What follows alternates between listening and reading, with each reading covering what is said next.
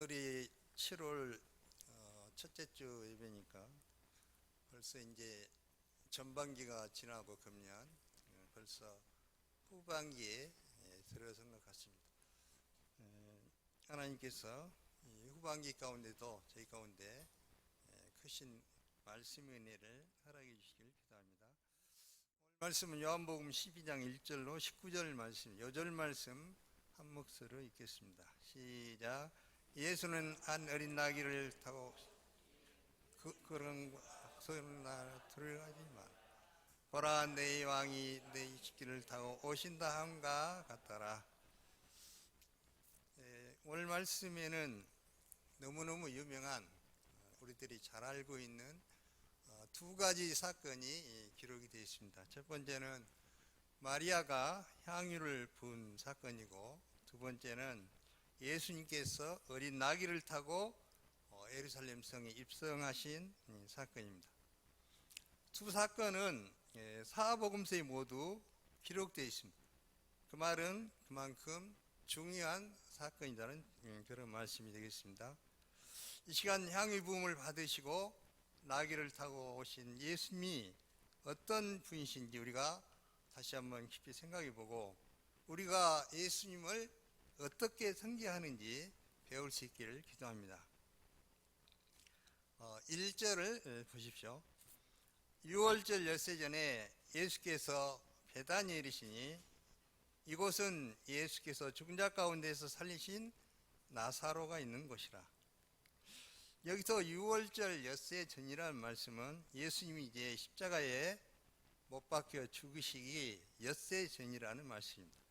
드디어 예수님이 하나님의 어린 양으로서 십자가에 죽으셔야 하는 바로 그 6월절이 다가오고 있었습니다.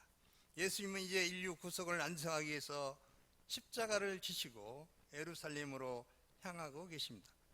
먼저 예수님의 일행은 예루살렘 가까이 있는 작은 마을 베다니에 이르셨습니다. 베다니는 예수님이 마르다 마리아의 오라버니 죽은 나사로를 살려주신 곳입니다. 예루살렘 동쪽에 감람산 비스게 위치한 작은 마을이었습니다. 많은 사람들이 죽은 나사로를 살려주신 사건을 기억하고 예수님이 오시는 것을 아주 기뻐했습니다.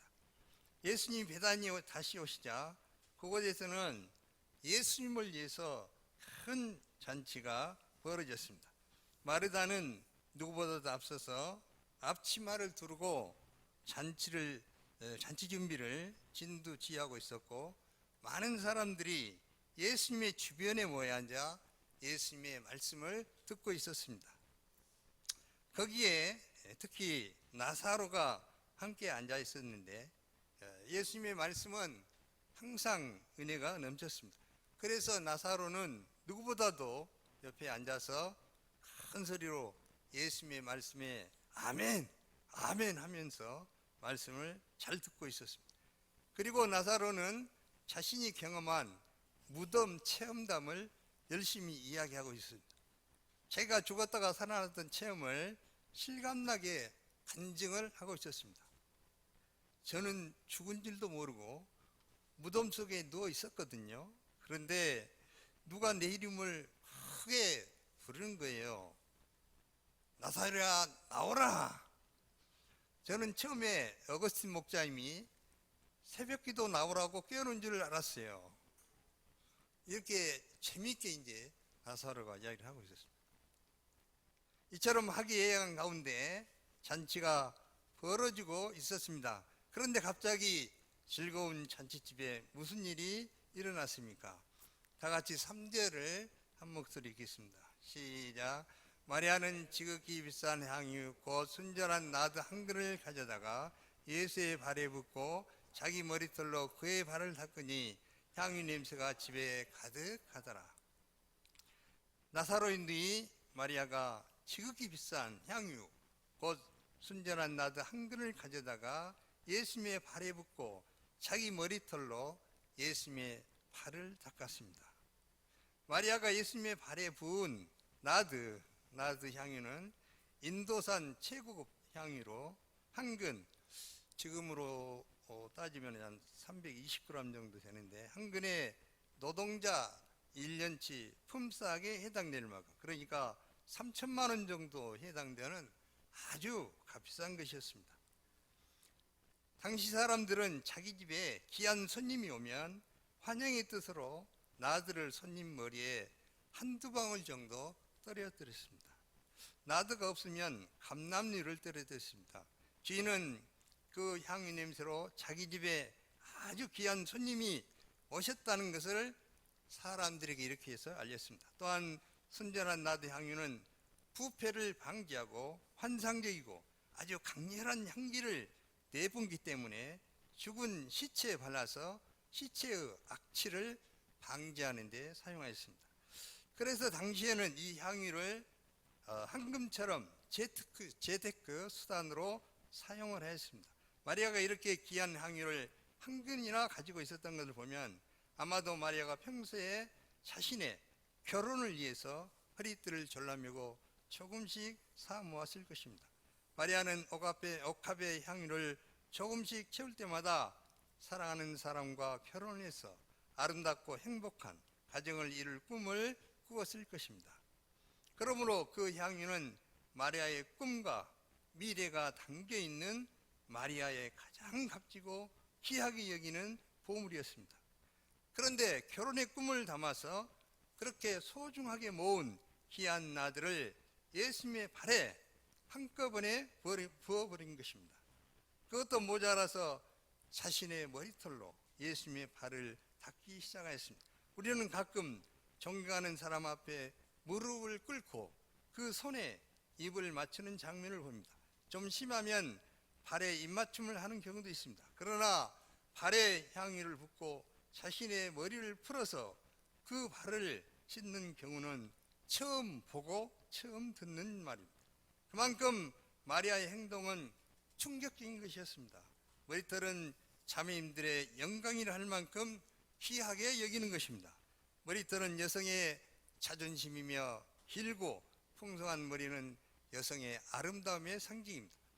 아름다운 머리털을 가꾸기 위해서 여성들이 투자하는 시간과 노력은 아주 대단합니다. 그래서 미용실에 많은 돈과 시간을 투자하는 것, 또 날마다 긴 머리를 감고 말리고 스타일링하는 수고를 결코 아까워하지 않습니다.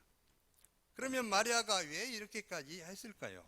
여기서 우리는 마리아로부터 무엇을 배울 수가 있습니다. 첫째, 예수님께로부터 받은 사죄의 은혜가 너무나 컸기 때문입니다. 누가복음 7장 47절은 이렇게 말합니다. 이러므로 내가 내게 말하노니 그의 많은 죄가 사해졌도다. 이는 그의 사랑함이 많음이라. 사함을 받은 일이 적은 자는 적게 사랑하느니라. 이를 볼 때 마리아의 마음속에는 죄사함의 은혜가 충만했던 것을 알 수가 있습니다. 자신의 초한 죄를 사해 주신 은혜, 죽음에서 건져주신 은혜, 이 예수님의 은혜를 생각할 때 마리아는 아무것도 아깝지 않았습니다. 자신의 죄악으로 인해 깊고 쓰라린 고통을 맛본 사람은 보배 피로 모든 죄를 씻어주신 주님의 은혜에 감격하지 않을 수 없습니다. 자신의 죄를 깨달은 정도에 따라서 그 은혜의 깊이도 달라집니다. 죄를 깊이 깨달은 사람은 은혜도 깊이 받습니다. 조금 깨달은 사람은 은혜도 조금 받습니다. 마리아는 과거 죄로 인해서 고통당하다가 예수님으로부터 큰 죄사함의 은혜를 받았습니다. 둘째, 죽은 오라비 나사로를 살려주신 것에 대한 깊은 감사가 있었기 때문입니다. 마리아는 평소에도 예수님의 사랑을 많이 받아서 감사했지만 오라버니 나사로를 다시 살려주신 것에 대한 깊은 감사의 마음을 갖고 있었습니다. 오라버니 나사로는 3남매가 살고 있는 가정의 기둥이었습니다.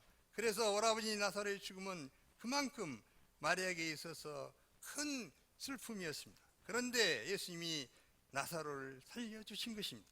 마리아의 슬픔을 씻어주신 것입니다.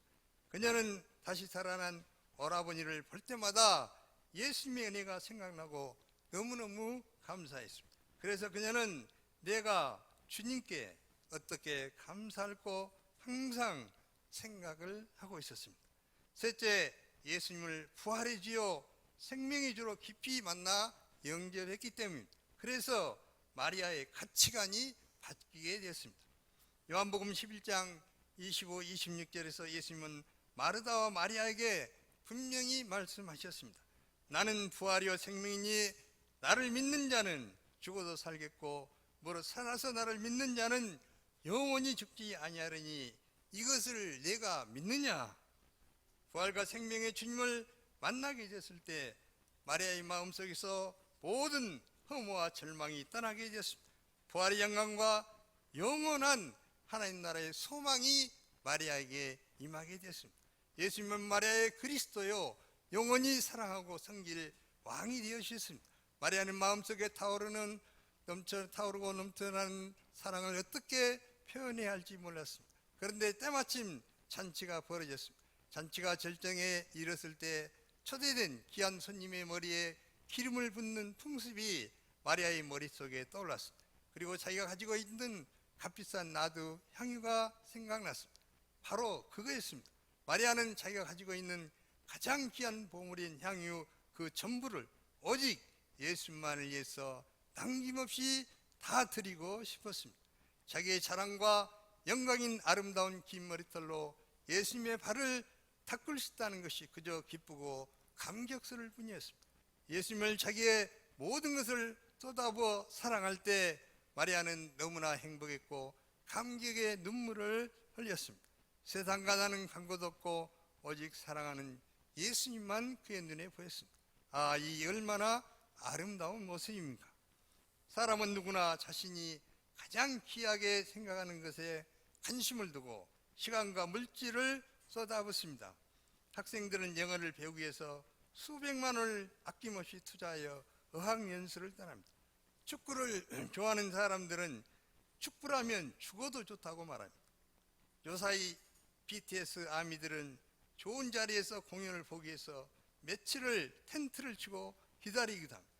요사이 방탄소년단이 신곡 버터로 미국 빌보드 싱글 차트 5주 연속 정상을 차지했습니다. 그룹으로서는 빌보드 역사상 두 번째라고 합니다. 또한 사랑하는 사람에게 자신의 사랑과 능력을 보여주기 위해서 명품들을 사주며 거침없이 카드를 긁는 사람도 있습니다. 부모들은 자식을 위해서 아낌없이 돈을 투자하지만 전혀 아까우지 않습니다. 사람들은 이처럼 자기가 좋아하는 것과 자기 개발과 즐거움을 위해서 투자하는 돈은 조금도 아까우지 않습니다. 그러나 주와 복음을 위해서 쓰는 것은 어떻게 생각합니까? 믿는 사람들도 다 대부분 아까워합니다. 이것은 무엇을 더 가치 있게 여기고 귀하게 여기는가 하는 가치관의 문제입니다. 하지만 예수님으로부터 제사함을 받고 구원의 은혜를 덧입은 사람은 마리아와 같이 예수님께 드린 것을 가장 귀하게 여겨야 합니다. 이것은 구원받는 자의 마땅한 도리인 것입니다. 예수님은 말씀하셨습니다. 내 보물이 있는 그곳에 내 마음도 있느니라. 자기에게 보물처럼 귀한 것을 어디에 드리냐 하는 것은 그의 마음이 어디에 있는지, 그가 무엇을 사랑하고 있는지를 단적으로 말해주는 것입니다. 마리아의 행동에 대한 유다의 반응이 어떠했습니까? 예수를 잡아주길 가룟 유다가 말하되 이 향유를 어찌하여 300데나리온에 팔아 가난한 자들에게 주지 아니하였느냐. 이 유다의 말에 대해서 그럼 예수님은 어떻게 말씀하셨습니까? 가만두어 나의 장례할 날을 위하여 그것을 간직하게 하라. 마태복음 보면은 어찌하여 이 여자를 괴롭게 하느냐, 그가 내게 좋은 일을 하였느니라. 좋은 일, 아름다운 일을 했다고 예수님이 칭찬해 주셨습니다. 영어로 한번 읽어봐야 되는데 우리 조수아 목자님이 이번에 있어가지고 좀 아쉽네요.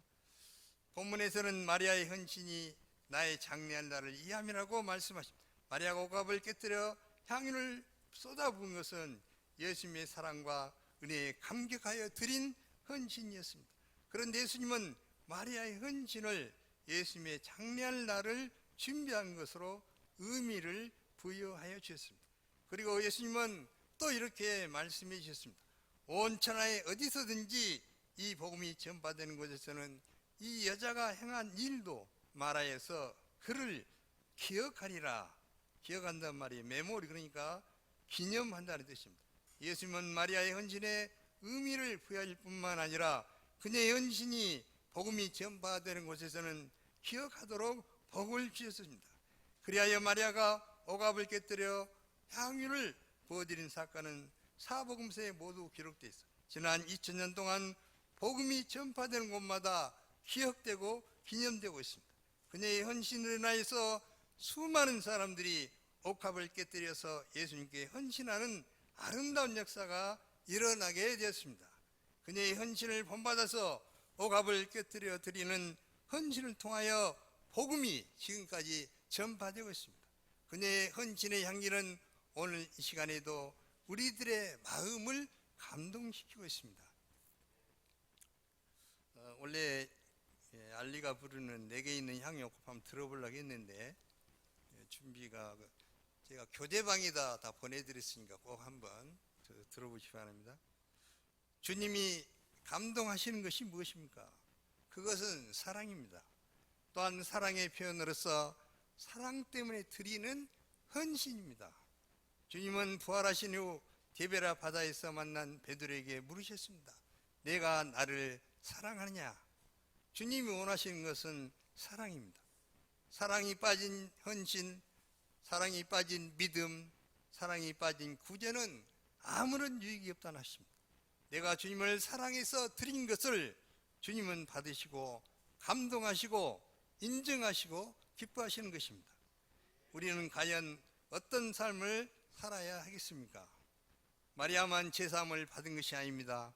마리아만 죽음의 고통에서 해방된 것이 아닙니다. 우리는 모두 죄로 인해서 병든 인생을 살던 자들이었습니다.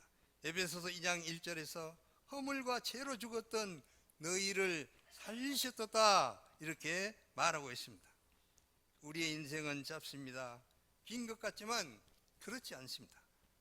터질 것 같은 젊은 가슴을 안고 캠퍼스 생활을 하던 때가 엊그제 같은데 벌써 40대가 되고 50대, 70대가 됐습니다. 우리는 나이 먹어가면서 자신의 과거를 자주 되돌아보며 나의 인생이 무엇이었는가를 생각하게 됩니다. 지금까지 나는 내 인생, 나의 젊음, 나의 청춘, 나의 재능, 그 많은 시간과 기회를 무엇을 위해 사용해 왔는가 생각해 볼 때 주님을 위해 섬긴 것만이 우리에게 남아있다는 것을 알 수가 있습니다. 그리고 앞으로도 계속해서 내 삶을 주께 드려야 하겠습니다. 주님은 우리의 진심이 담긴 그런 헌신과 경배를 기뻐하시고 이를 기억하시며 축복해 주실 것입니다. 그리고 주님이 다시 오셔서 살아있도다 착하고 충성된 종아 하시며 칭찬해 주실 것입니다. 특별히 7부 우리 청년부 우리 형제 자매님들이 향유 부은 마리아를 배워서 작은 마리아들이 될 수 있기를 간절히 기도합니다. 12절을 보십시오. 향유 부음을 받은 그 이튿날 다음날 예수님께서 예루살렘에 입성하셨습니다. 이것을 이제 종료주일이라고 해서 주일날 입성하셨습니다. 예수님이 베다니에 향유 부음을 받은 다음 날이었습니다. 온 무리가 예수님께서 예루살렘에 오신다함을 듣고 기뻐 환영했습니다. 이때 6월절 명절에 국내에서 몰려든 큰 무리가 예루살렘에 있었습니다. 그들은 예수님을 어떻게 환영했습니까? 다 같이 13절을 한 목소리 읽겠습니다. 시작. 종려나무 가지를 가지고 와지러 나가시되 호산나 찬송하려다 주의 이름으로 오시는 이 곧 이스라엘의 왕이여 하더라.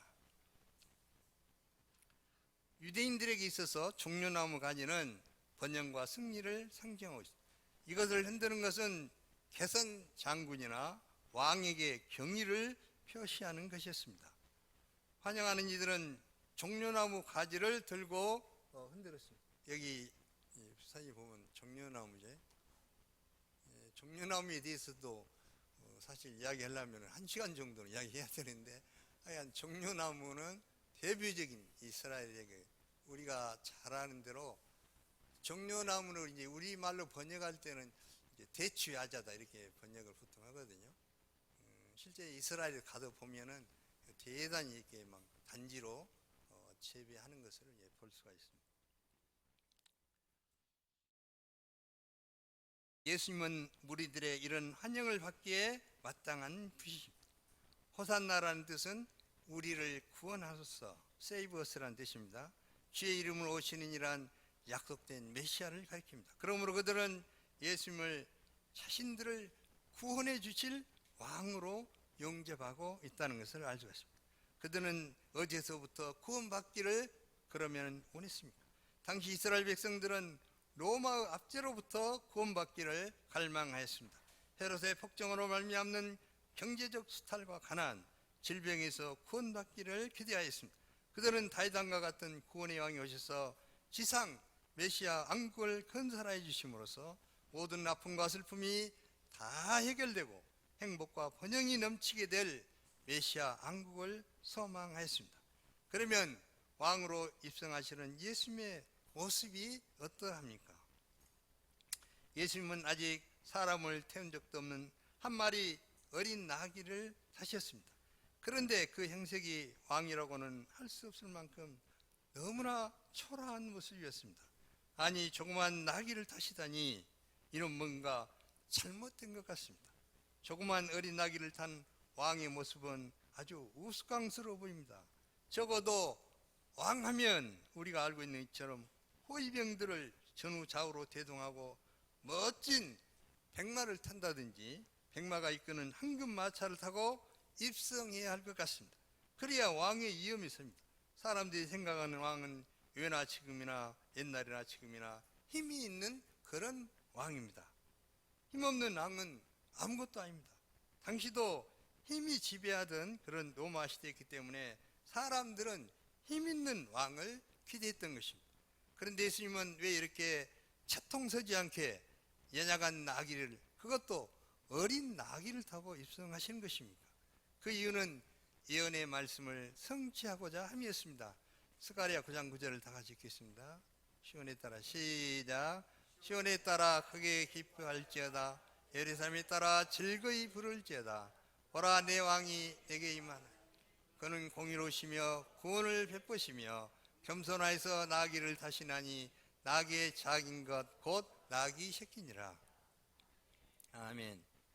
이는 스가랴 9장 9절에 예언된 말씀을 그대로 이루시기 위함이었습니다. 이처럼 그들이 크게 기뻐하고 즐거이 노래 부르게 할 이유가 그러면 무엇이었습니까? 그것은 그들의 왕이 임하셨기 때문에 이렇게 찬송하라고 했습니다.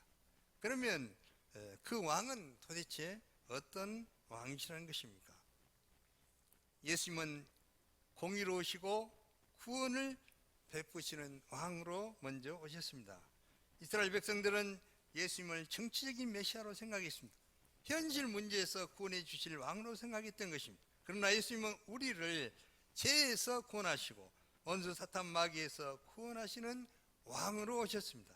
십자가의 죽으심과 부활을 통해서 사탄의 머리를 깨뜨리시고 우리에게 죄로부터 구원과 자유를 주시는 그런 분으로 오셨다는 것입니다.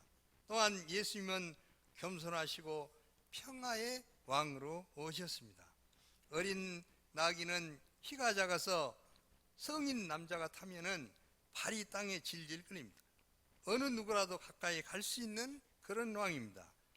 어린 아이들도 가서 안길 수가 있고 예수님의 발도 만지고 무릎에 기댈 수도 있었습니다. 어린 나귀를 타고 입성하신 예수님은 인간적인 힘과 능력과 무력으로 다스리는 세상 왕들과는 달리 겸손히 죄인들을 섬기시는 겸손의 왕으로 오신 것입니다. 마른 전쟁 때 나귀는 평화를 상징하는 짐승입니다. 참된 평화는 언제 오는 것입니까? 겸손의 왕 예수님의 다스림을 받을 때 오는 것입니다. 예수님은 교만하여 예수님을 영접하지 않는 이스라엘 백성들을 생각할 때 너무너무 마음이 아프셔서 우셨습니다. 참된 평화는 주님이 찾아와 문을 두드리실 때 그를 영접하는 자에게 임합니다. 겸손하신 예수님의 멍에를 메고 예수님의 삶을 배워갈 때 우리의 마음에 힘을 얻게 됩니다. 그 무엇보다도 얻을 수 없었던 참된 평화가 내 안에 임하게 되는 것입니다. 내 안에 참된 이 평화는 그 누구도 그 무엇도 빼앗을 수 없는 참된 평화인 것입니다. 결론적으로 어린 나귀를 타고 입성하신 예수님은 하나님의 뜻을 이루어 드리기 위해서 낮아져서 오신 겸손의 왕이십니다. 예수님이 이 땅에 오신 목적은 십자가에서 우리의 모든 죄짐을 대신 지심으로 우리를 죄로부터 해방시키고 참된 평화를 주시기 위함이었습니다. 예수님은 우리의 사랑과 경배와 헌신과 찬양을 받기에 합당하신 왕이십니다. 그러므로 향유를 부어드린 마리아를 본받아서 나의 가장 귀한 것을 예수님께 부어드려 온전한 경배와 찬양을 드리기를 기도합니다. 날마다 예수님을 마음으로 뜨겁게 영접하고 실제 삶에서 겸손의 왕으로 오신 예수님을 배우고 죄로 횡든 양들을 낮아져서 섬기는 가운데 양들의 그 생명을 살리는 일에 우리가 쓰임받으면서 하나님께 영광 돌리는 삶을 살 수 있기를 기도합니다. 기도하겠습니다. 하나님 아버지, 향유 부은 마리아를 통해서 또 이 평화의 왕으로 오신 예수님을 이 시간 배우게 하시니 감사합니다. 무엇보다도 이 예수님을 저희들이 심령에 영접하고 마리아처럼 제 가장 귀한 옥합 향유를 예수님께 드리는 아름다운 삶을 살게 도와주시기를 기도하고 원합니다. 귀한 말씀 주심을 감사하며 예수님의 이름으로 기도합니다. 아멘.